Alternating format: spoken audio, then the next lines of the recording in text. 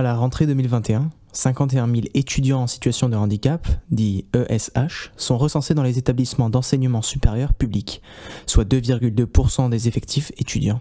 Cette population a été multipliée par 6,6 depuis 2002. Mais quelle est donc la politique d'intégration des ESH en France et comment a-t-elle évolué?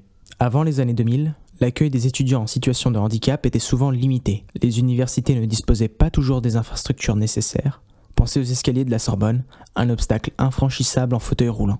Cependant, tout a changé en 2005 avec la loi de l'égalité des droits et des chances des personnes handicapées. Toute personne handicapée a droit à la solidarité de l'ensemble de la collectivité nationale, qui lui garantit, en vertu de cette obligation, l'accès aux droits fondamentaux reconnus à tous les citoyens, ainsi que le plein exercice de sa citoyenneté. Cette loi a été une étape majeure. Elle a imposé aux établissements d'enseignement supérieur l'obligation de mettre en place des dispositifs spécifiques pour les étudiants en situation de handicap. Elle a donné une première définition du handicap, avec la reconnaissance du handicap psychique, le droit à la compensation personnalisée des conséquences du handicap, la simplification des démarches avec la mise en place des maisons départementales des personnes handicapées.